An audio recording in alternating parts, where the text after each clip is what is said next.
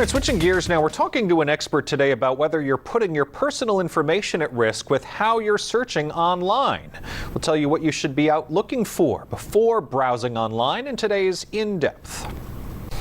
All right, Tom Jelnick is president of On Target Digital Marketing. Good to see you as always. Thank you for coming back in. So we're talking about the secure web surfing, if you will, and the Harris Poll, and they're kind of an analytics company. They do these surveys, and they did a survey. It shows there's a gap between perception and reality when it comes to online safety. What do you make of that? So I think a lot of consumers kind of have a bit of a false sense of security when they're on the internet. I think there's an assumption that just because I'm on the internet, everything should be safe and secure.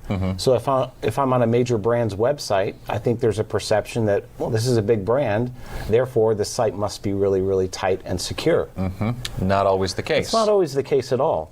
So what we're finding is consumers aren't paying attention to the URL up at the top where you'll see that S or that padlock come down. HTTP versus HTTPS. Right. And S means? Secure. Okay. So it's encryption, and there's this nifty little padlock that'll come down that says anything you write or transmit through this website is going to be encrypted for your safety. And when I'm shopping online, I use Amazon, just like a lot of other people. So does my wife. Yeah, a lot. I'm very much into Amazon because I feel like Amazon is secure. It's a big enough company. It's a corporation. There's going to be safety. But if you do it, like I remember, shopping online, you actually would see the padlock in the corner of the screen. Right on the bottom of and I would look for things like that. Right. And I think there's a lot of companies that aren't putting that security certificate on their website.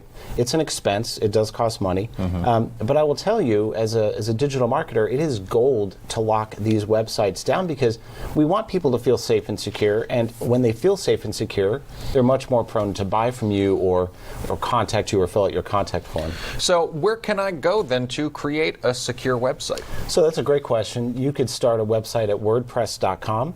And there's another one called Squarespace that I really love that automatically comes safe and secure with the padlock and everything. Okay. So let's talk about encryption.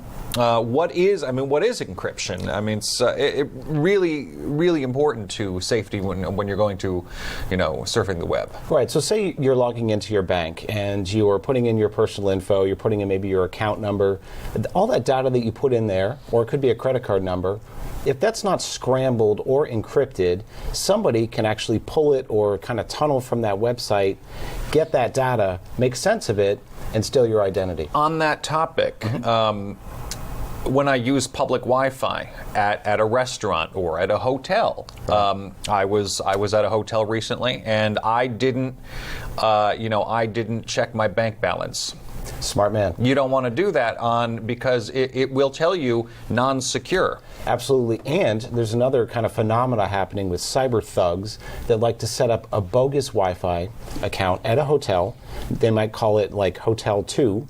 You may pick that one because it's stronger. And guess what? Everything you're putting in there, they're just funneling into their own hard drive and stealing your stuff. Well, it could be stronger because the person is correct right outside your door, or not, just down the hallway on a floor trying to gather everything that they. So look for the HTTPS, look for the padlock. What other quick safety tips do you have? Certainly look at the URL. So there's a lot of nonsense that'll come in through your inbox, through your email that might be phishing. So if you click a URL, it may be secure, but it may be a really goofy URL, and it could be somebody also stealing your stuff. And we talked about that. We're running out of time, but we did talk about that. Like when you get one of those email links, run your mouse over it. Don't click it. Don't click it, but actually run your mouse over it, because you can actually click here for details, or click here for this and that and thus and so. If you hover your mouse over it, you'll actually see what the website is. And if it's like Amazon, it might be AMAZ0. Correct. N. Right.